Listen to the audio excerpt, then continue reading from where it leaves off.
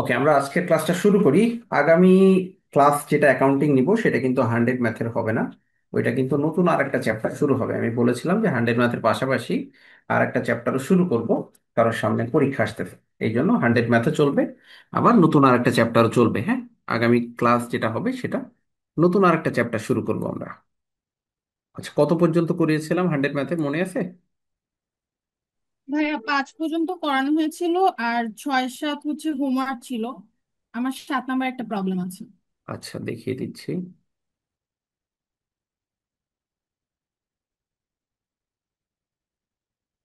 6 নম্বরে কি কারো প্রবলেম আছে?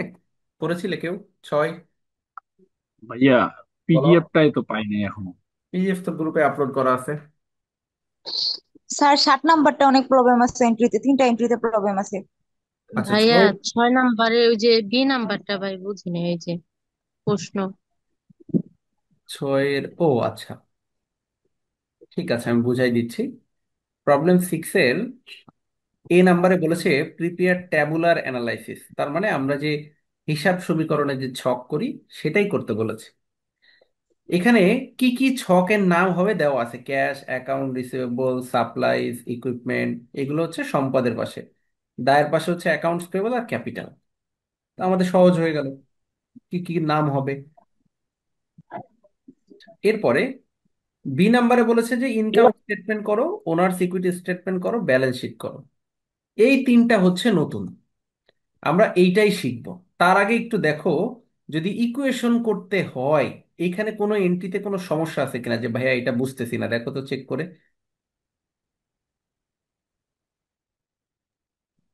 এগুলো বুঝছি ভাইয়া, মানে যতটুকু দেওয়া ছিল, কিন্তু স্যার এই যে আমার বি নাম্বারটা তিন নেই। নাম্বার একটু সমস্যা মে মাসের 3 তারিখে।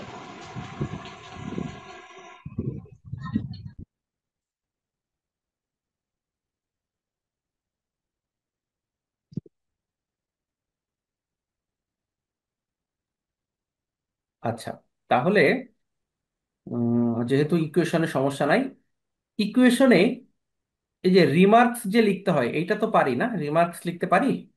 জি স্যার। মন্তব্য। কোনটার কোনটার মন্তব্য লিখতে হয় বলো তো, আর কোনটা লিখতে হয় না, বলতে পারবে? যেটা সিকিউরিটির অনার্স সাথে সিকিউরিটিতে আসবে যেটা সেটা আছে সেটা শুধু সেটা রিমার্কস লিখতে পারবে। সেটা মার্কস লিখবে।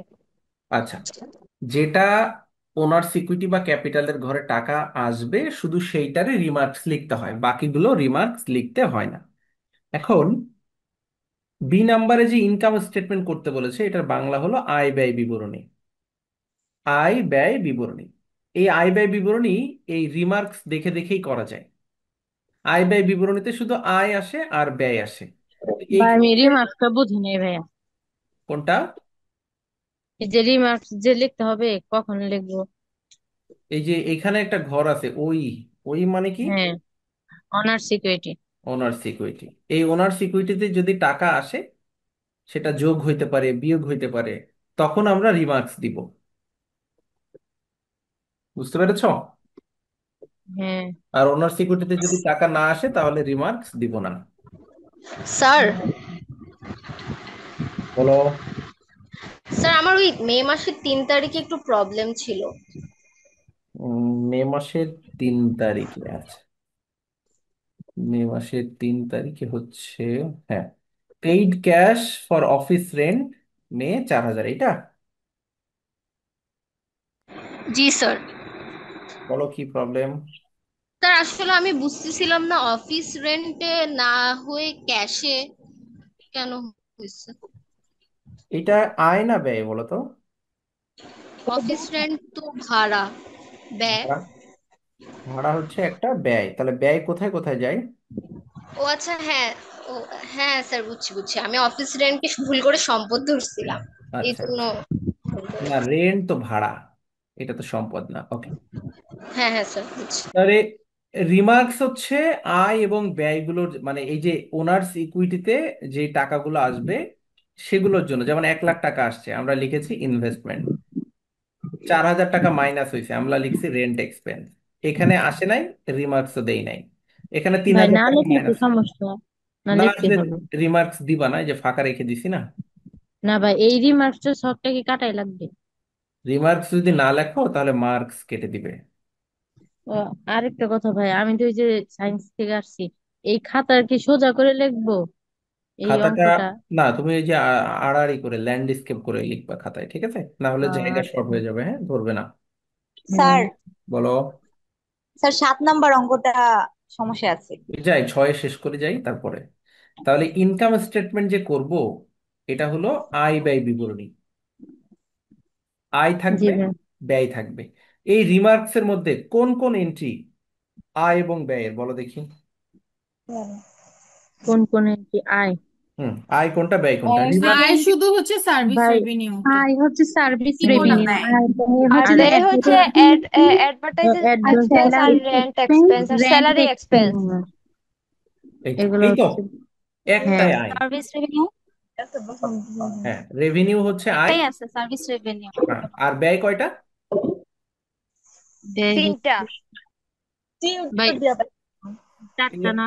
আয় থেকে ব্যয় বাদ দিলে ইনকাম স্টেটমেন্ট করা শেষ। এই যে দেখো, আয় আছে একটা, সার্ভিস রেভিনিউ, এখান থেকে এই যে ব্যয় তিনটা মাইনাস করে দিছি, এই শেষ ইনকাম স্টেটমেন্ট। তাহলে এটা কি কঠিন, পারবো এটা? জি স্যার।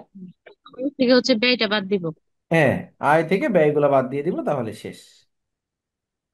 আচ্ছা স্যার এখানে কোন কোন ব্যয় আসবে না, এটা একটু যদি বলতেন। সকল ব্যয় আসবে, ব্যয় থাকলেই আসবে, শুধু ঠিক আছে? উত্তোলন জাস্ট আয় থেকে ব্যয়গুলো বাদ দিয়ে দিব। ব্যয় আচ্ছা, কোন উত্তোলন। ব্যয়গুলো আসবে না ইনকাম স্টেটমেন্টে? এমন কোনো ব্যয় নেই যেটা আসবে না, সকল ব্যয় আসবে এখানে। রিমার্কসে যতগুলো ব্যয় থাকবে সব ব্যয় আসবে, ঠিক আছে? সম্পদের ব্যয়ও আসবে? সকল, এখানে রিমার্কস দিলেই সেটা আসবে, এখানে রিমার্কসের নাম লিখলেই সেই এন্ট্রিটা আসবে, ঠিক আছে? এখন সেটা সব সম্পদ তো ব্যয় না, ভাই, সম্পদ তো সম্পদ। উত্তোলনটা কি এটা ব্যয় না? না, উত্তোলন তো ব্যয় না, উত্তোলন কোনো ব্যয় না। আবার মালিক 1 লাখ টাকা ইনভেস্ট করেছে, ওইটা কি ব্যয়? না, ওইটাও ব্যয় না, শুধু আয় আর ব্যয়। এবার আসি ওনার্স ইকুইটি স্টেটমেন্ট। খুবই সহজ, আমি কয়েকটা এন্ট্রির নাম বলে দিচ্ছি, একদম মুখস্থ করে ফেলবা। ওনার্স ইকুইটি স্টেটমেন্ট মানে মালিকানা সত্ত্ব বিবরণী। মালিকানা সত্ত্ব বিবরণী ভাইয়া কি? মালিকানা সত্ত্ব বিবরণী হচ্ছে মালিকের একটা অংশ। কি কি থাকে এর মধ্যে? সবার প্রথমে থাকে মালিকের মূলধন, ক্যাপিটাল। মালিক যে ব্যবসায় ইনভেস্ট করে ওইটাই মালিকের মূলধন। তো সবার প্রথমে আমরা দিব হচ্ছে ক্যাপিটাল। ক্যাপিটালের পরে এটার সাথে আমরা যে মাত্র মাইনাস ইনকাম, উত্তোলন হবে। না এই যে নিট ইনকাম যে বের করলাম মাত্র, এই যে নিট ইনকাম, এই নিট ইনকাম যোগ হবে। আর এই যে উত্তোলন আছে, উত্তোলন বিয়োগ হবে। খুব সহজ। তাহলে কি কি থাকবে? প্রথমে মূলধন, মূলধনের সাথে নিট ইনকাম যোগ, আর উত্তোলন বিয়োগ, তাহলে হয়ে গেল। এই যে দেখো, প্রথমে ক্যাপিটাল, এর সাথে নিট ইনকাম যোগ, আর ড্রয়িংস বিয়োগ, তাহলে এটাই হচ্ছে মালিকানা সত্ত্ব, মালিকের অংশ। আর নিট লস হইলে সেটা মাইনাস হবে না লস ক্যাপিটাল হইলে থেকে? মাইনাস হবে, হ্যাঁ, লাভ হইলে যদি যোগ হয়, লস হইলে মাইনাস হবে, ঠিক আছে? আচ্ছা, এরপরে আসে আর একটা ব্যালেন্স শিট। ব্যালেন্স শিটে শুধু আসে সম্পদ, দায়, মালিকানা সত্ত্ব মনে রাখতে হবে, হ্যাঁ, মনে রাখতে হবে। ব্যালেন্স শিটে আসে হলো সম্পদ, দায়, মালিকানা সত্ত্ব, এই বিষয়গুলো আসে। এখন এই রিমার্কসে, রিমার্কসে না সরি, এই অঙ্কটাই, এই যে ঘরের নামগুলো দেওয়া আছে, এগুলো কিন্তু এক একটা সম্পদ। কি কি নাম আছে বলো দেখি। Receivable receivable supplies, supplies, cash, account receivable, supplies, equipment. এগুলো সব সম্পদ, এটা হলো দায়, এটা হলো মালিকানা সত্ত্ব। তো আমরা কি করব? এই যে ব্যালেন্স শিটের মধ্যে প্রথমে সম্পদগুলোর নাম দেখো লিখে দিছি, ক্যাশ, অ্যাকাউন্ট রিসিভেবল, সাপ্লাইজ, আবার ফিক্সড অ্যাসেটের মধ্যে ইকুইপমেন্ট, এগুলো হচ্ছে সব সম্পদ, এগুলো হচ্ছে সব সম্পদ। তাহলে সবগুলো যোগ করে দাও, এটা হলো টোটাল অ্যাসেট। বিশদ দায় বিবরণী ওইটাই তো, এটা না? না, না এটা না। হলো আর্থিক অবস্থার বিবরণী। হ্যাঁ হ্যাঁ লাইবিলিটিস এর মধ্যে অ্যাকাউন্টস পে বলে কোনো টাকা ছিল না, এই জন্য নীল লিখেছে, দেখো এখানে অ্যাকাউন্টস পে বলে লাস্টে কোনো টাকা নাই, এই জন্য এটা আমরা নীল লিখেছি। জিরো লিখলেও হয়, না লিখলেও হয়। ওনার সিকিউরিটি স্টেটমেন্টে ওই সেম জিনিস, ক্যাপিটালের সাথে নিট ইনকাম যোগ আর উত্তোলন বিয়োগ। তাহলে আমাদের এই টাকাটা আর এই টাকাটা সেম হয়ে যাবে, অ্যাসেটের পাশ আর লাইবিলিটিস অ্যান্ড ওনার সিকিউরিটির পাশ, দুই পাশ মিলে যাবে। এইভাবে আমাদের ক্যালকুলেশন দেখাই দিতে হবে যদি ব্যালেন্স শিট করতে পারে। ঠিক আছে? জি স্যার। আচ্ছা, এবার আসো 7 নম্বর অঙ্কে কোন কোন এন্ট্রিতে প্রবলেম হয়েছে বলো। ভাইয়া 8 নম্বরে 7-এর 8। রিসিভড ক্যাশ ফ্রম, এখানে ভাই দুই কোশ্চেন নাম্বারটা। বুঝে নাই। 90% অফ ওপেনিং ব্যালেন্সেরটা ওইটা একটু সমস্যা আছে। আচ্ছা, আগে 8 নম্বরটা বলেছে, এটা বলে দিই। Received cash from credit sales for transaction 6। 6 নম্বর ট্রানজেকশনে 40,000 টাকার বিক্রি করেছিলে, যার কেনা দাম ছিল 37,000 টাকা। ওখান থেকে তুমি এখন 38,000 টাকা পাচ্ছ, and balance would be treated as bad. এই যে ব্যালেন্স, ব্যালেন্স মানে অবশিষ্ট টাকা। তুমি বিক্রি করেছো 40,000 টাকা, কিন্তু টাকা পাইছো এখন নগদ পাইছো 38,000, মানে 2,000 টাকা পাওনি। ওই 2,000 টাকাকে আমরা ব্যালেন্স বলছি, যে ব্যালেন্স অবশিষ্ট টাকা would be treated as bad. তার মানে ওই 2,000 টাকা তুমি আর পাবা না, ওইটা হচ্ছে অনাদায়ী পাওনা হয়ে গেছে। অর্থাৎ যে টাকা তুমি আর পাবা না, অনাদায়ী পাওনা হয়ে গেছে। এখন যেই টাকাটা নগদ পাইছো এটা ক্যাশে বসাবো। 38,000 টাকা নগদ পাইছো, 38,000 টাকা ক্যাশে বসবে। কিন্তু অ্যাকাউন্ট রিসিভেবল, দেনাদার থেকে পুরো টাকায় মাইনাস করতে হবে, কারণ দেনাদার তোমাকে আর কোনো টাকা পয়সা দিবে না। তাহলে প্রশ্ন হলো, ভাইয়া 2,000 টাকা তো আমি পাইনি, ওই 2,000 টাকা লস, এই যে ক্যাপিটালে বা ওনার সিকিউরিটিতে মাইনাস করে দিতে হবে, ব্যাড ডেট এক্সপেন্স নামে লিখে দিতে হবে। ঠিক আছে, বুঝছো? জি স্যার ভাইয়া। 4 নম্বর। ভাইয়া এটার পরেরটাও বুঝি নাই, এর পরে যেটা 9 নম্বর এটাও বুঝিনি। আচ্ছা, এইটাতে আর কোনো সমস্যা আছে কিনা বলো। না ভাই 2 ভাইয়া, বুঝতে নম্বরটা। পেরেছি এটা। আচ্ছা, 2 নাম্বার একটু পরে যাই। 9 নাম্বার বলেছিল, এটা একটু দেখাই দিয়ে আসি। আরেকজন বলেছিল 9 নাম্বার, না? 4 90। নম্বর। আচ্ছা, যাচ্ছে ওখানে। 90% of the opening balance of accounts payable paid as fully settlement. Fully settlement মানে পূর্ণ নিষ্পত্তি। 90% of the balance of accounts payable মানে অ্যাকাউন্টস পেবলের যে ওপেনিং ব্যালেন্স ছিল, ওপেনিং ব্যালেন্স মানে শুরুর ব্যালেন্স। তো অ্যাকাউন্টস পেবলের শুরুতে ব্যালেন্স ছিল 10,000 টাকা। এই যে শুরুতে ব্যালেন্স ছিল 10,000 টাকা, ওই 10,000 টাকা 90% এখন তুমি পরিশোধ করে দিচ্ছ। তাহলে 90%-এ কয় টাকা হয়? 9000। 9,000 টাকা। তাহলে 9,000 টাকা তুমি পরিশোধ করে দিচ্ছ অ্যাজ ফুললি সেটেলমেন্ট। তার মানে আর কোনো টাকা তুমি দিবা না। 10,000 টাকা তোমার কাছে একজন পাবে, তুমি 9,000 টাকা দিয়ে বলেছো, ভাই আমি আর দিতে পারবো না, বাকি 1,000 টাকা আমি আর দেবো না, ফুল সেটেলমেন্ট। তুমি যেটা পরিশোধ করেছো 9,000 ক্যাশ থেকে মাইনাস হবে, ক্যাশ থেকে মাইনাস 9,000। কিন্তু অ্যাকাউন্টস পেবল থেকে পুরো 10,000 টাকায় মাইনাস হবে। ক্যাশ থেকে 9,000 মাইনাস হইলেও অ্যাকাউন্টস পেবল থেকে পুরো 10,000 টাকা মাইনাস হবে। আর বাকি 1,000 টাকা দেখো এইখানে আমাদের মার্চেন্ডাইজ ইনভেন্টরির ঘর আছে, এইখান থেকে মাইনাস করে দিছে। তুমি চাইলে এটা ক্যাপিটালেও যোগ করতে পারো, এটা একটা লাভ। হ্যাঁ, ওটা মাইনাস করলো কেন? কারণ তার সম্পদ হলো না, 1,000 টাকা তো সে আর দেয় নাই।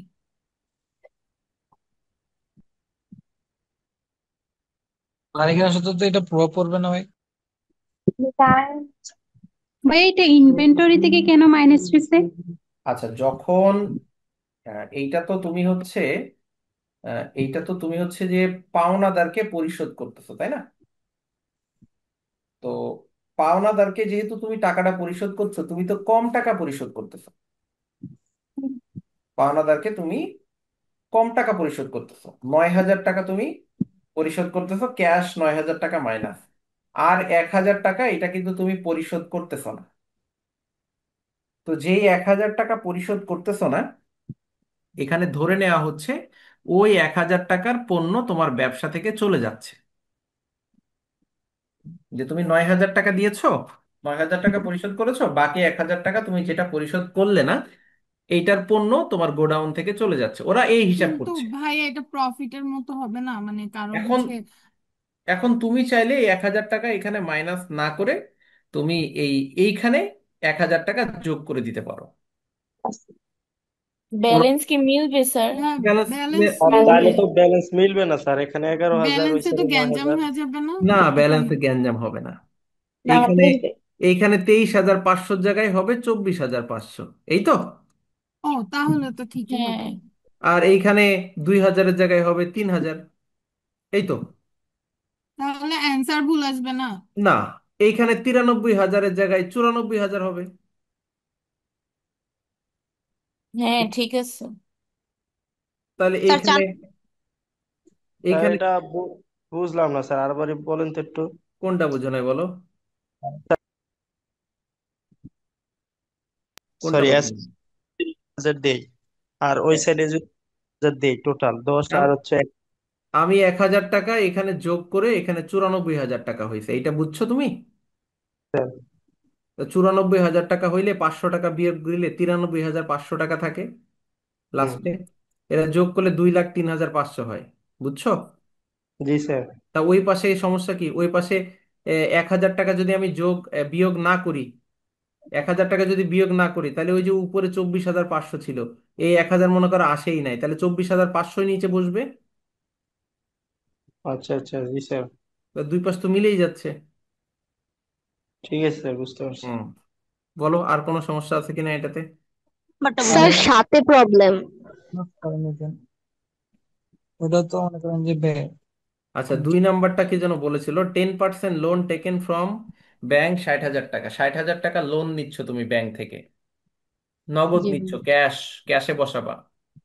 আর ব্যাংক থেকে লোন নিলে নোটের মাধ্যমে নিতে হয়, নোটস পে বলে বসাবা, দায়ের পাশে নোটস পেয়েবল। তাহলে ক্যাশে বসবে এবং দায়ের পাশে নোটস পে বলে বসবে, বুঝতে পারছো? ভাই এটা ব্যাংক লোন ব্যাংক লিখতে লোন পারি হবে না? না?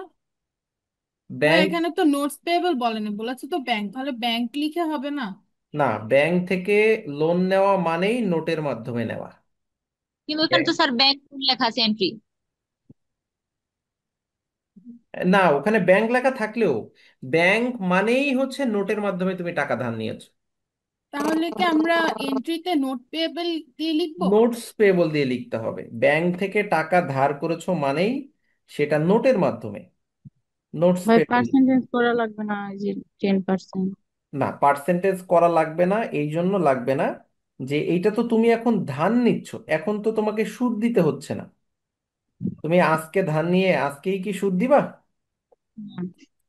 তুমি এখন মাত্র ধার নিছো, তাহলে যখন পরিশোধ করবা তখন না হয় সুদ দিও, এখন সুদ দেওয়া লাগবে না, ঠিক আছে? ওটা বুঝিয়ে দেন। আচ্ছা, আর কোনটা বলো? 4 নাম্বার। 4 নাম্বারটা, cash receive from customer for future sales. Customer থেকে নগদ টাকা নিয়ে নিয়েছো, ভবিষ্যতে বিক্রি করবা, কিন্তু টাকা আগেই নিয়ে ফেলেছো, তাহলে নগদ টাকা নিছো, ক্যাশে বসবে। যেহেতু নগদ টাকা নিছো, আচ্ছা। ক্যাশে বসবে। আর আর কোথায় বসবে বলতো? আনার্ড আনার্ড সার্ভিস রেভিনিউ। কোথায় বসবে? আনআর্নড সার্ভিস, দায়ের পাশে একটা ঘর দিতে হবে। দায়ের পাশে একটা ঘর দিতে হবে, কেন? টাকাটা যে অগ্রিম নিছো, এটা তো আয় না, এটা দায়। এই জন্য আনআর্নড সার্ভিস রেভিনিউ নামে একটা ঘর দিতে হবে, সেই ঘরে বসাইতে হবে টাকাটা, 10,000। তাহলে ক্যাশে বসবে আর আনআর্নড সার্ভিস রেভিনিউ, ঠিক আছে? জি স্যার। এই, আর বলো। স্যার 2 নাম্বারটা বুঝি নাই। এই 2 নাম্বারটাই তো বুঝাইলাম একটু আগে, যে ব্যাংক থেকে টাকা নিয়েছো, ক্যাশে বসবে, আর নোটস পে বলে বসবে। ব্যাংক থেকে টাকা নিলে নোটের মাধ্যমে নিতে হয়, এই জন্য নোটস পে বলে বসাতে হয়। স্যার 7 আছে। Sir 7 number. 7 নাম্বারটা বলছে যে, সার্ভিস রেভিনিউ অর্থ কি? কোনটা? সার্ভিস রেভিনিউ নাকি বললে? আনআর্ন সার্ভিস রেভিনিউ ও, অর্থ কি? আনআর্নড সার্ভিস রেভিনিউ মানে অনুপার্জিত বা অগ্রিম আয়। আমরা অনেক সময় টাকা অ্যাডভান্স নেই না, ওই অ্যাডভান্স হ্যাঁ। নিলে ওইটা তো আয় হয় না। মনে করো তুমি একজন বাড়িওয়ালা, তুমি ভাড়াটিয়ার কাছ থেকে 6 মাসের টাকা অগ্রিম নিয়েছো, এটা তোমার কিন্তু আয় না, এটা তোমার একটা দায়। তো আনআর্নড সার্ভিস রেভিনিউ মানে অনুপার্জিত বা অগ্রিম আয়, এটা এক ধরনের দায়। বুঝতে পারছো? 7 নাম্বারটা বলছে sales of goods to customer who paid in advance transaction, 10,000 টাকা, কস্ট 8,500।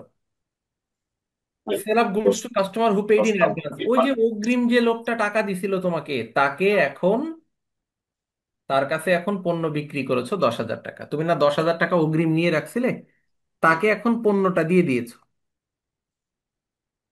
তাহলে যেহেতু পণ্য দিয়েছো, তাহলে মার্চেন্ডাইজ থেকে মাইনাস হবে, পণ্যটা চলে যাচ্ছে। আর অগ্রিমের যে ঘরটা ছিল, আনআর্নড সার্ভিস রেভিনিউ, ওইখান থেকে মাইনাস হয়ে যাবে। কেন? কারণ পণ্য তো দিয়ে দিয়েছো, এখন তার অগ্রিম থাকে না। আগে তুমি টাকাটা অ্যাডভান্স অগ্রিম নিয়েছিলে, এই জন্য আনআর্নড সার্ভিস রেভিনিউ নামে একটা ঘর করে সেই ঘরে লিখে রাখছো টাকাটা। কিন্তু এখন তো তাকে পণ্য বুঝাই দিছো, এখন তো আর অগ্রিম না, এই জন্য অগ্রিমটা মাইনাস হয়ে যাবে। 10,000 টাকায় মাইনাস হবে, কারণ তুমি 10,000 টাকা অগ্রিম নিছিলে। কিন্তু পণ্য কেনা দাম কত ছিল? 8,500, এই জন্য মার্চেন্ডাইজ থেকে 8,500 মাইনাস হবে। বাকি টাকা তোমার লাভ। লাভ হইলে ক্যাপিটালে যোগ করে দিবা। কয় টাকা লাভ হয়েছে? 1,500, তো 1,500 টাকা এখানে যোগ করে দিবা। বুঝতে পারছো? স্যার 8,500 কিভাবে ধরছে? অঙ্কের মধ্যে লেখা আছে কেনা দাম 8,500, এই যে লেখা ও আছে আচ্ছা। 8,000। ভাইয়া কস্ট প্রাইস স্যার দেওয়া আছে যে তাই মার্চেন্টাইজে কি 10,000 মাইনাস হবে না প্লাস হবে বললেন, আর একটু বললে ভালো। কোথায়? কোন এন্ট্রিতে? স্যার মানে 7 নাম্বারে আপনি মার্চেন্টাইজ ইনভেন্টরিতে 10,000 কি মাইনাস করছেন না প্লাস করছেন? পণ্য কি কিনতেছো না বিক্রি করছো? সেল, বিক্রি। তাহলে পণ্য চলে যাবে, মাইনাস করতে হবে 8,500। পণ্য বিক্রি করলে পণ্য কমে যাচ্ছে না, পণ্য চলে যাচ্ছে না তোমার গোডাউন থেকে, তাহলে মাইনাস করতে হবে 8,500। ঠিক আছে? ভাইয়া কস্ট প্রাইস দেওয়া থাকলে তো ইনভেন্টরিকে সম্পদ হিসাবে ঘর একটা তৈরি করতে হবে না? ক্রয়ের সময় আমি যখন পণ্য কিনবো, তখন মার্চেন্ট, যেমন ধরো 3 তারিখে পারচেস অফ গুডস 50,000 টাকা অন অ্যাকাউন্ট, বাকিতে 50,000 টাকার পণ্য কিনলাম। এই 50,000 টাকা কোথায় বসাবো? মার্চেন্ডাইজ ইনভেন্টরিতে যোগ করব। মার্চেন্ডাইজ ইনভেন্টরিতে 50,000 টাকা যোগ করব। আবার যখন বিক্রি করব তখন মার্চেন্ডাইজ থেকে মাইনাস করব। কেনার সময় মার্চেন্ডাইজে যোগ, বিক্রি করলে মার্চেন্ডাইজ থেকে বিয়োগ। বুঝছো? ভাইয়া যদি এখন কস্টের মানে প্রাইসটা ওইটা দেওয়া না থাকে, উপরে ইনভেন্টরি লেখা আছে 20,000, তাহলে কি ঘরটা করতে হবে? যদি না। কেনা দাম না থাকে তাহলে এটাকে সম্পদ হিসাবে দেখানো যাবে না, কেনা দাম থাকলেই সম্পদ হিসাবে দেখাতে হবে। আগের ক্লাসে এটাই শিখাই দিছিলাম। আচ্ছা। স্যার এখানে মার্চেন্ডাইজ ইনভেন্টরি যে ঘরটা, ওই ঘরটা আসার মূল ইয়েটা কি ছিল, মানে কেন আসছে এই ঘরটা? এই যে যদি কেনা দাম দেওয়া থাকে, কস্ট প্রাইস দেওয়া থাকে কোনো একটা এন্ট্রিতে, তাহলে মার্চেন্ডাইজ ইনভেন্টরিকে একটা সম্পদ ধরতে হবে এবং সম্পদের সাইডে একটা ঘর দিতে হবে মার্চেন্ডাইজ ইনভেন্টরি নামে, এই কেনা দামটা থাকলে। এটা আগের ক্লাসে শেখানো আছে, ওই ভিডিওটা দেখে নিবা, তাহলে আরো আচ্ছা ভাইয়া, ক্লিয়ার। যদি কেনার দাম না থাকে তাহলে আমরা কিভাবে এটা দেখাবো? কেনা দাম না থাকলে আমরা ধরবো এটা এক ধরনের ব্যয়। আমরা পণ্য কিনছি, পণ্য কিনলে আমার টাকা চলে যাচ্ছে, এটা এক ধরনের খরচ। আর খরচ হইলে ক্যাশেও মাইনাস করে দিব, ক্যাপিটালেও মাইনাস করে দিব, যদি কস্ট প্রাইস না থাকে। ঠিক আছে? বলো, আর কোনোটাই সমস্যা আছে 7 নাম্বারে? না স্যার। আচ্ছা, ঠিক আছে। মোটামুটি ইকুয়েশনের এই 7টা অঙ্ক দিয়েছি, এই 7টা অঙ্ক করলে মোটামুটি এখান থেকে ইনশাল্লাহ কমন চলে আসবে। হ্যাঁ, এরকমই অঙ্ক আসবে, এর বাইরে আসবে না কিছু। এখন জেনারেল জার্নাল, লেজার এবং ট্রায়াল ব্যালেন্স। এখানে জাবেদা পারি না এরকম কেউ আছো যে ভাই আমি জাবেদা পারি না? কেউ আছো জাবেদা পারি না? ভাইয়া সম্পূর্ণ জাবেদা পারি না আর কি, আচ্ছা, সমস্যা হয় মোটামুটি একটু। তুমি পারো, ঠিক আছে। যদি লাইভ ক্লাস করতেছো না, ভিডিও দেখে পরে ক্লাস করবা, এদের মধ্য থেকেও যদি কেউ জাবেদা না পারো আমাকে হোয়াটসঅ্যাপে নক দিবা। আমার নাম্বার শীটের শুরুতে দেওয়া আছে, একদম শীটের শুরুতে আমার নাম্বার এখানে দেওয়া আছে, তানভীর স্যার, হোয়াটসঅ্যাপ দেওয়া আছে। এই নাম্বারে হোয়াটসঅ্যাপ করলেই হবে যে ভাইয়া আমি জাবেদা পারি না। যে জাবেদা পারো না সে হোয়াটসঅ্যাপে এই নাম্বারে নক করলে আমি তাকে জাবেদার কিছু বেসিক ক্লাস দিব, যেটা তোমাকে জাবেদা শিখতে হেল্প করবে। আমি তোমাকে 5টা ক্লাস দিব, যে 5টা ক্লাসে আমি একদম জাবেদার ক খ শুরু করেছি একদম। তো জাবেদার যা বেসিক দুর্বল আছে আমাকে নক করলে আমি ওই বেসিক ক্লাসগুলো জাবেদার দিয়ে দিব। নর্মালি জাবেদা সবাই কম বেশি পারে, বাট তারপরেও যদি হয় না যে কেউ সায়েন্স থেকে আসে যে ভাই আমি কম বুঝি পারি না, আমি তাকে দিব ওই বেসিক ক্লাসগুলো। আমাকে নক করলেই হবে, ঠিক আছে? স্যার আমাদের থিওরি সাজেশন গুলা কোন দিন দিবেন? উম, শুক্রবারে দিতে চাইছিলাম, কিন্তু একটুখানি কাজ বাকি আছে। 2 দিন সময় দাও, 2 দিনের মধ্যে ইনশাল্লাহ দেওয়ার চেষ্টা করছি। ওকে।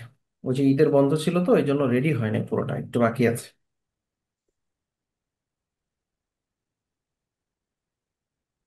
Okay.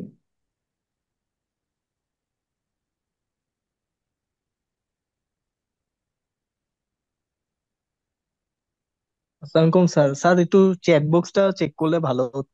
কি নাম তোমার? Sir Saminia sir, sir Dhaka college থেকে। ওকে ওকে। হোয়াটসঅ্যাপে নক করেছো? আচ্ছা ঠিক আছে, আমি দেখবো না চেক করে। Okay sir, thank you. আহ, তাহলে আমরা 7 নম্বর, আচ্ছা। টেস্ট পরীক্ষা যাদের হয়ে গেছে, ঢাকা কলেজে তো এখনো টেস্ট পরীক্ষাটা হয় নাই। টেস্ট পরীক্ষা যাদের হয়ে গেছে, টেস্টের কোশ্চেন গুলোকে আছে তোমাদের কাছে নাকি বিক্রি করে দিছো? না ভাইয়া আছে। আছে। আচ্ছা, তাহলে টেস্ট পরীক্ষার কোশ্চেন সুন্দর করে ছবি তুলতে হবে।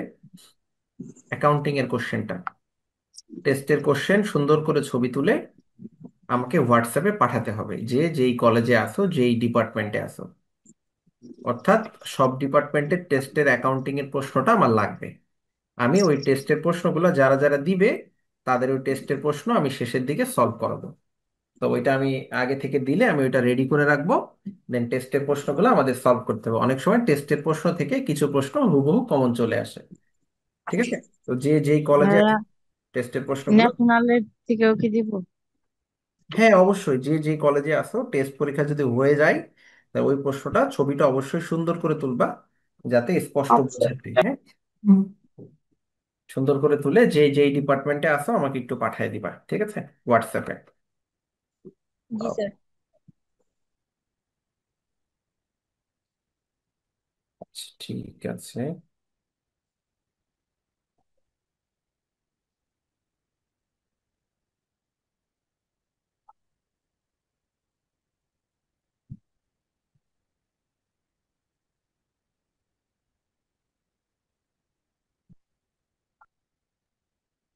স্যার আমাদের একবার পরীক্ষা নেবে না স্যার? ও রাজু, কিছু বললে? স্যার আমাদের অনলাইনে একবার পরীক্ষা নেবে না স্যার? হ্যাঁ, পরীক্ষা নিবো, অবশ্যই নিবো। চ্যাপ্টার গুলো একটু আগাই নিই, তারপর নিবো। 3টা চ্যাপ্টার একসাথে নিবো। আচ্ছা ঠিক আছে। আচ্ছা আচ্ছা, আসো। জাবেদা করতে বলেছে, বলেছে জার্নালাইজ দ্য ট্রানজেকশন, জাবেদা করতে হবে। এখানে 1 নাম্বার যে এন্ট্রিটা আছে, যে বলেছে advertising cost paid in cash, টাকা 1,000 টাকা। বিজ্ঞাপন, অ্যাডভার্টাইজিং কস্ট হচ্ছে বিজ্ঞাপন খরচ, পেইড মানে পরিশোধ। নগদে বিজ্ঞাপন খরচ পরিশোধ করা হয়েছে। কেউ বলতে পারবা এটা জাবেদা কি হবে? Advertising cost advertisement debit, expense cash debit credit. আর প্লাস হচ্ছে অ্যাডভার্টাইজিং কস্ট আর ক্যাশ থেকে হ্যাঁ, বিয়োগ। একটা জিনিস মনে রাখতে হবে, পৃথিবীতে যত খরচ আছে সব ডেবিট। পৃথিবীতে যত খরচ আছে সব ডেবিট। তাহলে অ্যাডভার্টাইজিং একটা খরচ, অ্যাডভার্টাইজিং এক্সপেন্স ডেবিট, আর নগদ টাকা চলে যাচ্ছে cash credit. Very good. 2 number বলছে additional repair part inventory acquired on account, টাকা 4,000। অ্যাডিশনাল রিপেয়ার পার্টস ইনভেন্টরি, এই যে রিপেয়ার পার্টস ইনভেন্টরি, এটা একটা সম্পদ। রিপেয়ার পার্টস মানে হচ্ছে, ধরো একটা প্রাইভেট কার, একটা দোকানদার সে রিপেয়ার করে। তো রিপেয়ার করতে গেলে কিছু পার্টস লাগে না? ধরো পার্টস নষ্ট হয়ে গেছে, সামনের লুকিং গ্লাস, বা তোমার হচ্ছে যে সামনের যে বোনারটা থাকে এই বড়টা, ওইটা মানে বিভিন্ন জিনিস রিপেয়ার করার সময় যেগুলো নষ্ট হয়ে যায় সেগুলো আবার চেঞ্জ করে দিতে হয় না? ওইটাকে আমরা ইনভেন্টরি বলে থাকি। তো রিপেয়ার পার্টস ইনভেন্টরি মানে রিপেয়ার করার জন্য যে পার্টস গুলা লাগে ওইটাকে আমরা বলছি রিপেয়ার পার্টস ইনভেন্টরি। তো অ্যাডিশনাল মানে অতিরিক্ত, সে অতিরিক্ত হবে। একটা একটা দোকানদার কি করেছে, অনেকগুলো রিপেয়ার পার্টস, অনেকগুলো রিপেয়ার পার্টস কিন্তু সে একসাথে পারচেস করে থাকে। অনেকগুলো রিপেয়ার পারচেস করে, পাইকারি পারচেস করে সে তো দোকানে রেখে দেয়, যে কখন কে গাড়ি সারতে আসবে, কার লাগবে সে তো আর জানে না। এই জন্য সে আগে থেকে অনেকগুলো কিনে রেখে দেয়। তো এখানেও সেম জিনিসটা হয়েছে, additional repair parts inventory acquired. Acquired মানে এখানে কেনা বোঝাচ্ছে, অর্জন করা বা কেনা। অন অ্যাকাউন্ট বাকিতে 4,000 টাকার এই রিপেয়ার পার্টস আগে থেকে কিনে রাখতেছে। তো এইটা তো তার খরচ না, এটা তো তার সম্পদ, কারণ সে অগ্রিম কিনে স্টক করে রেখে দিচ্ছে, এটা তার একটা সম্পদ। এবার বলো তো জাবেদাটা কি হইতে পারে? Inventory debit, additional repair parts accounts debit payable আর ক্রেডিট। Accounts payable credit. তাহলে এটা হইতে পারে রিপেয়ার পার্টস ইনভেন্টরি ডেবিট, যেহেতু এটা একটা সম্পদ। হ্যাঁ, গাড়ির একটা পার্টস, এটা একটা সম্পদ, রিপেয়ার পার্টস ইনভেন্টরি ডেবিট। আর অন অ্যাকাউন্ট বাকিতে তাহলে অ্যাকাউন্টস পেবল ক্রেডিট, তাহলে এই যে পার্টস ইনভেন্টরি ডেবিট আর অ্যাকাউন্টস পেবল ক্রেডিট। ভাইয়া শুধু বলো। ইনভেন্টরি লিখা যাবে না? যাবে, কিন্তু এখানে যেহেতু রিপেয়ার পার্টস একটু উল্লেখ করা আছে, উল্লেখ করলে ভালো হয়, না করলেও সমস্যা নেই, বাট করলে ভালো হয়। হ্যাঁ। 3 নাম্বার হচ্ছে মিসলেনিয়াস এক্সপেন্স। এই মিসলেনিয়াস মানে হচ্ছে বিবিধ খরচ। মিসলেনিয়াস হচ্ছে বিবিধ, আর এক্সপেন্স মানে ব্যয়। তাহলে বিবিধ ব্যয়, মিসলেনিয়াস এক্সপেন্স হচ্ছে বিবিধ ব্যয়। পেইড ইন ক্যাশ 2,000 টাকা, মানে বিবিধ খরচ বাবদ 2,000 টাকা পরিশোধ করা হয়েছে। ভাইয়া তাইলে বিবিধ ব্যয় জিনিসটা কি আসলে? বিবিধ ব্যয় মানে ছোটখাটো অনেকগুলো ব্যয় থাকে না, এই ছোটখাটো ব্যয়গুলোকে একসাথে এরা বলতেছে বিবিধ ব্যয়। বুঝতে পারছো? জি স্যার। জি। আমরা আমরা ওই যে ইউজ করি না ইত্যাদি, যেমন ধরো যদি বলে যে তুমি তুমি কি কি শপিং করলে, তুমি বলে যে আমি জামা, জুতা, ব্যাগ, ছোটখাটো আরো অনেক কিছু। এই যে ছোটখাটো আরো অনেক কিছু, এই ছোটখাটো আরো অনেক কিছু মানে বিবিধ। তো এখানেও মিসলেনিয়াস এক্সপেন্স মানে হচ্ছে বিবিধ খরচ। 2,000 টাকা বিবিধ খরচ তুমি পরিশোধ করেছো, অন্যান্য খরচ, ছোটখাটো খরচ। তাহলে নিশ্চয় এটা এক ধরনের ব্যয়। ব্যয় হলে ব্যয় কি হয় বলেছিলাম, ডেবিট না ক্রেডিট? ডেবিট। ঠিক। ডেবিট। তাহলে ডেবিট। মিসলেনিয়াস এক্সপেন্স ডেবিট আর ক্যাশ ক্রেডিট। Cash credit. 4 নাম্বারটা বলছে cash collected from customer on account, টাকা 14,000। ক্যাশ কালেক্টেড মানে নগদ টাকা পেয়েছো কাস্টমার থেকে, অন অ্যাকাউন্ট যেটা বাকি ছিল, যেটা বাকি ছিল ওইটা এখন টাকাটা পেয়েছো, তাহলে কি হবে? Cash cash debit. Debit, account debit receivable. Account payable credit. Cash debit, accounts payable credit. Sir account receivable হবে না? কালেক্ট অ্যাকাউন্ট রিসিভেবল হবে না? রাইট। রিসিভেবল। আর অ্যাকাউন্ট। হ্যাঁ, অ্যাকাউন্ট রিসিভেবল হবে, ক্যাশ ডেবিট, অ্যাকাউন্ট রিসিভেবল হ্যাঁ, ক্রেডিট। ভেরি বাকি good. টাকা পাই। 5 number বলছে cash paid two creditors on account, টাকা 15,000। ক্যাশ পেইড মানে নগদ টাকা পরিশোধ। কাকে পরিশোধ? Account payable, to creditors. Creditors মানে হলো পাওনাদার। পাওনাদারকে পরিশোধ করেছো অন অ্যাকাউন্ট, বাকির টাকা। তাহলে পাওনাদারকে যদি পরিশোধ করি যাবে তা কি হয়? Account payable accounts debit payable আর ক্যাশ ক্রেডিট ক্রেডিট। আর cash credit. Credit. Accounts payable debit, cash credit. Very good. 6 number বলছে রিপেয়ার পার্টস ইউজড হয়ে গেছে। আগে না তুমি অগ্রিম কিনে রেখে দিলে, আগে তুমি অগ্রিম কিনে রেখে দিয়েছো, এখন তুমি রিপেয়ার মানে সেটা কি জানো ভাইয়া? এখন তুমি সেটা ব্যবহার করে ফেলেছো। তো ব্যবহার করলে খরচ হয়ে গেছে, যেহেতু এটা ব্যবহার করেছো তার মানে এটা খরচ হয়ে গেছে। তো যেহেতু এটা খরচ হয়ে গেছে তাহলে এক্সপেন্সটা ডেবিট করতে হবে। এক্সপেন্স। হ্যাঁ, রিপেয়ার পার্টস এক্সপেন্স ডেবিট, আর ওই যে পার্টস ইনভেন্টরি ক্রেডিট, যেহেতু খরচ হয়ে গেছে। ঠিক আছে। তো প্রত্যেকটা এখানে জায়গাতে পার্টস কি ব্যাখ্যা দিতে হবে? ইনভেন্টরি কেন লিখছি? ভাই ক্যাশ। পার্টস ইনভেন্টরি একটা সম্পদ ছিল না এটা, এটা আমরা যখন কিনেছিলাম তখন পার্টস ইনভেন্টরি ডেবিট করেছি না, এই যে 2 তারিখে। তাহলে সেই হ্যাঁ, সম্পদটা এখন ব্যবহার করে ফেলেছি, খরচ হয়ে গেছে, তাই এই জন্য পার্টস ক্রেডিট। ইনভেন্টরিটা এখন ক্রেডিট হয়ে গেছে। ওকে। 7 তারিখে বলছে repair service perform during January for cash 6,000, on account 9,000। এই যে রিপেয়ার সার্ভিস, সার্ভিস পারফর্ম, এই এতটুকুর বাংলা কি? রিপেয়ার সার্ভিস পারফর্ম, সার্ভিস দিয়েছি। সার্ভিস দিছি। প্রদান করছি সার্ভিস। হ্যাঁ, সেবা দিয়েছো। সেবা দিলে কি আয় হয় না ব্যয় হয়? আয় হয়। আয় হয়। হয়। আয় সেবা হয়। দিলে আয় হয়। তাহলে নগদ টাকা পাইছো 6,000 টাকা, আর আর বাকিতে নয় আর হাজার। বাকিতে সেবা অ্যাকাউন্ট দিচ্ছ 9,000। রিসিভেবল। হ্যাঁ, রিসিভেবল। মানে নগদেও সেবা দিছো, বাকিতেও সেবা দিছো, তাহলে মোট ক্যাশ কত টাকা ডেবিট সেবা অ্যাকাউন্ট দিছো বলো পেবল তো? ক্রেডিট। 15,000। মোট 15,000। 1,000। তাহলে মোট 15,000 টাকা সেবা দিয়েছো। তার মানে 15,000 টাকা তোমার আয়। এই 15,000 টাকা আয়ের মধ্যে 6,000 টাকা নগদ পাইছো, আরো বাকি 9,000 টাকা বাকি আছে। তাহলে এটা জাবেদা হবে ক্যাশ ডেবিট ছয় ক্যাশ হাজার টাকা ডেবিট যেটা নগদ পাইছো। Account harvest receivable revenue. Debit যেটা এখনো পাও নাই, ও ভবিষ্যতে পাবা 9,000 টাকা, আর দুইটা যোগ করলে service harvest revenue revenue. Credit 15,000 টাকা। ঠিক আছে? মানে কি sir? Wages for January, wages মানে কিন্তু মজুরি, এটা কিন্তু একটা ব্যয়, আর ব্যয় ডেবিট হয়। তাহলে wages debit cash credit. Cash credit. এটা বলো জ্যাক্স ড্রয়িংস, জ্যাক্স তো নাম একজনের, ড্রয়িংস মানে উত্তোলন। তাহলে এই হ্যাঁ, বেটা উত্তোলন ড্রয়িংস করেছে ডেবিট। 3,000 টাকা, কি হবে? Drawings drawings debit. Debit. Drawings debit আর cash credit. Drawings debit cash credit, very good. Cash debit. উত্তোলন সবসময় ডেবিট হয়, উত্তোলন ডেবিট ক্যাশ ক্রেডিট। 8 নাম্বারটা বুঝে নেই স্যার একটু। 8 নাম্বারটা হচ্ছে মজুরি, ওয়েজেস মানে মজুরি, মজুরি একটা খরচ, আর খরচ ডেবিট ক্যাশ হয়, ডেবিট তাই না? Cash credit. বুঝতে পারছো? জি জি স্যার। স্যার। ও,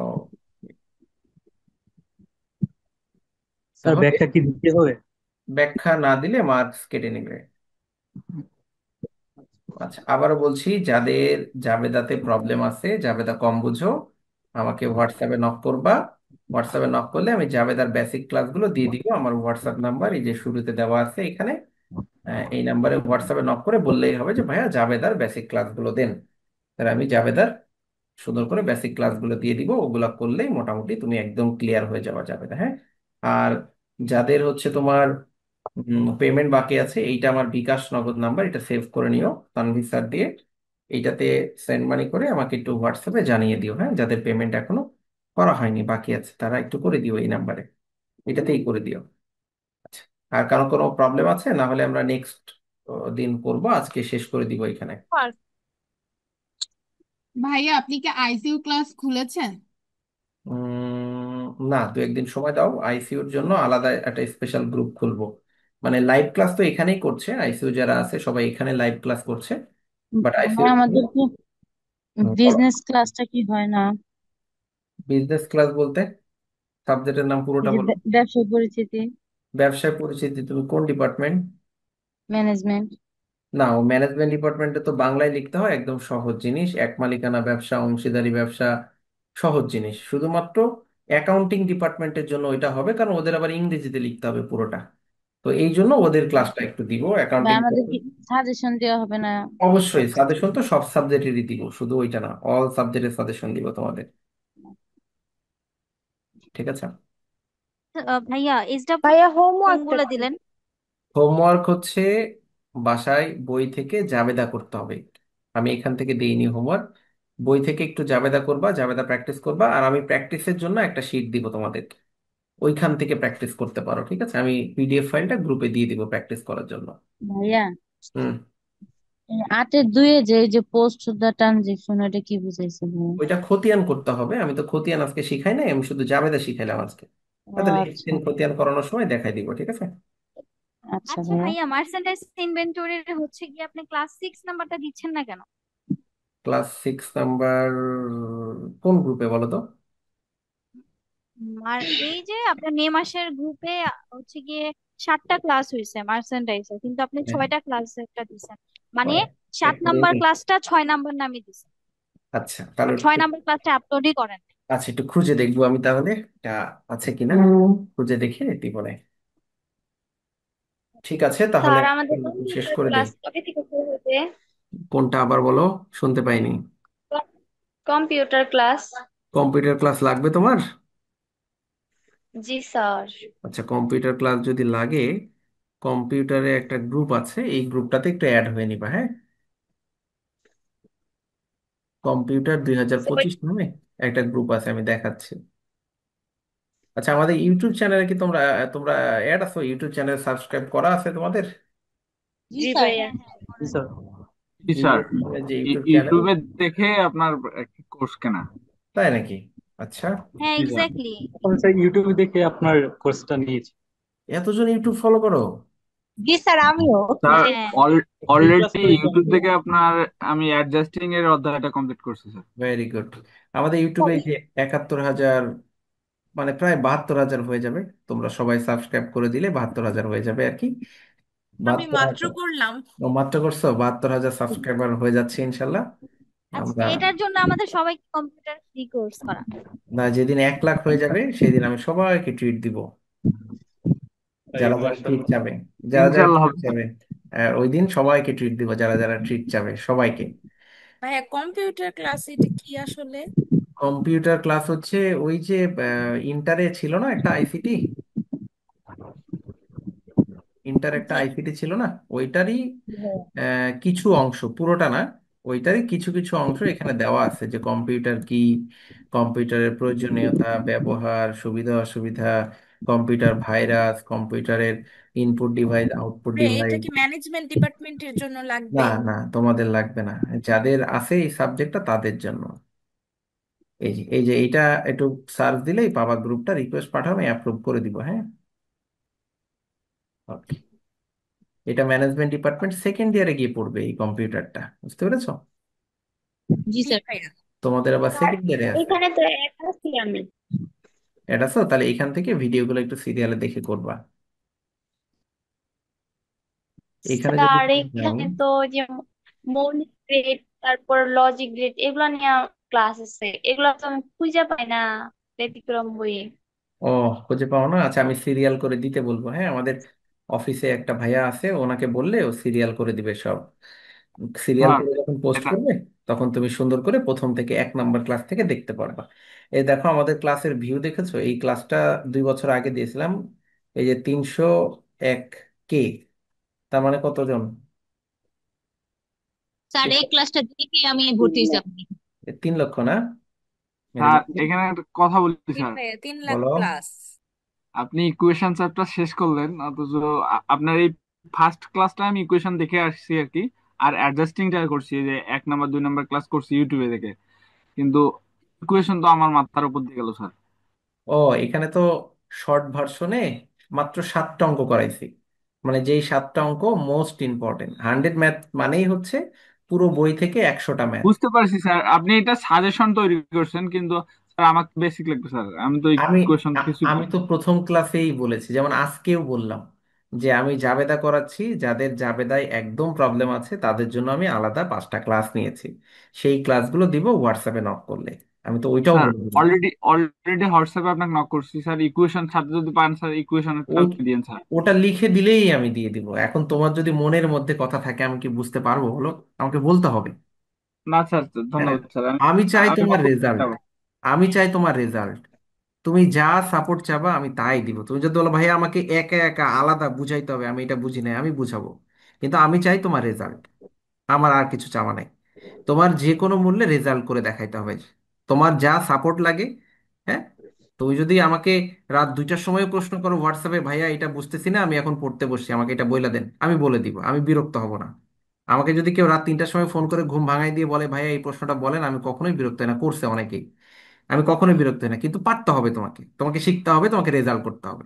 এতটুকুই চাওয়া, আর কিছু চাওয়া না। ঠিক আছে? স্যার 100 ম্যাথ আপনি কয়দিনের মধ্যে শেষ করে দেবেন? কোনটা বলো তো? 100 ম্যাথ এই অঙ্কগুলা কয়দিনের মধ্যে শেষ হবে? এখানে তো প্রায় 10 থেকে 11টা চ্যাপ্টার আছে, হ্যাঁ। 10 থেকে 11টা চ্যাপ্টার আছে, এটা একটু সময় নিবে আর কি করতে, তবে এটা যদি পরীক্ষা তাড়াতাড়ি হয়ে যায়, আমরা হয়তো বা তখন এক্সট্রা ক্লাস নিয়ে হলেও শেষ করতে হবে, বাট এটা শেষ করাই দিব। স্যার এখানে তো 60টা, প্রত্যেক চ্যাপ্টারে 60টা করে ম্যাথ আছে, এগুলো তো 60টা করে আমরা তো পারবো না স্যার, বেসিক ক্লাস তো নিতে হবে অন্য চ্যাপ্টারে। হ্যাঁ, ওটা তো নিবই, ওইটা ওইটা আমি নিবই। যেমন ইকুয়েশনটা দরকার ছিল না, কারণ এটা সবাই কম বেশি পারে।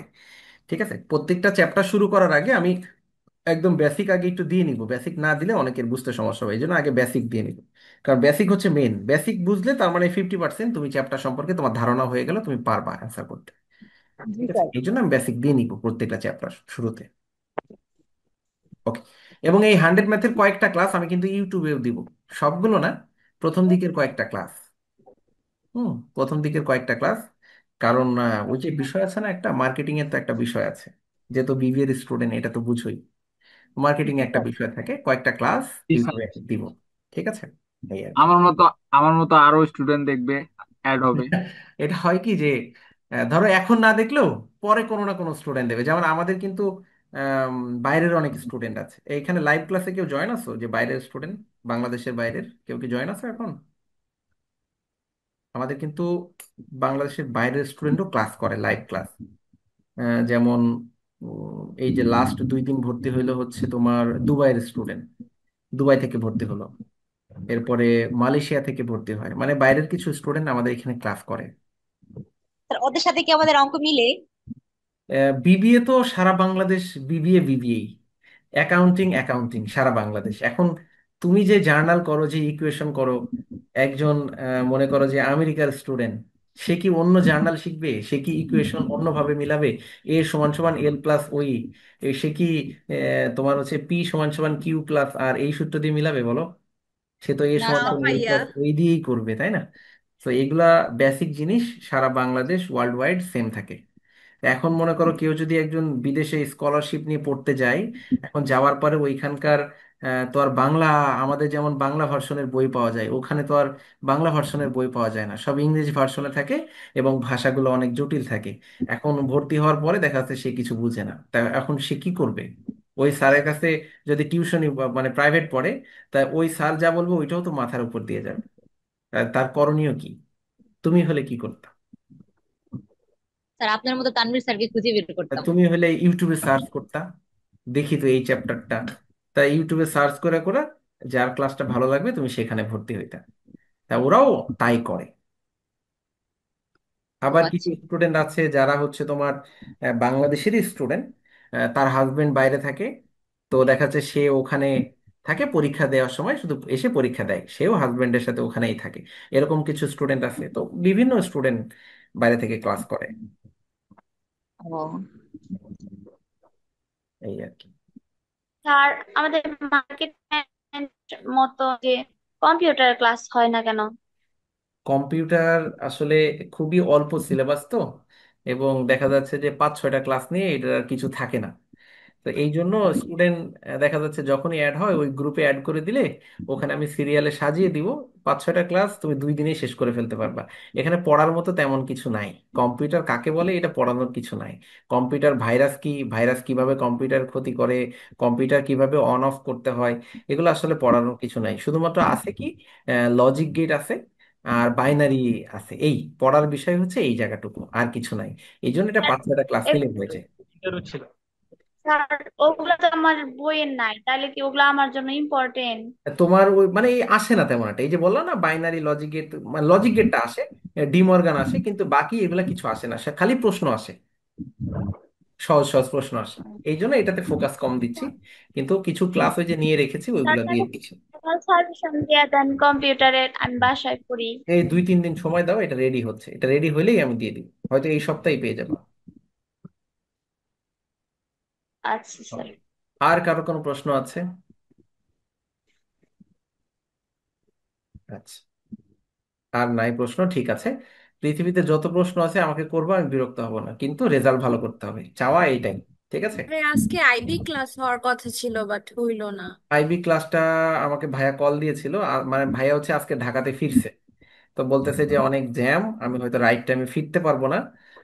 ওই জন্য আইবি ক্লাসটা নাও নিতে পারে, আমাকে একটু টাস্ক দিয়েছিল, তা আমি বললাম চেষ্টা করে দেখো, যদি ফিরতে পারো তাহলে অবশ্যই নিবা, হয়তো বা ফিরতে পারে নাই, এই জন্য আমি কালকে দিয়ে দিব আইবি ক্লাসটা।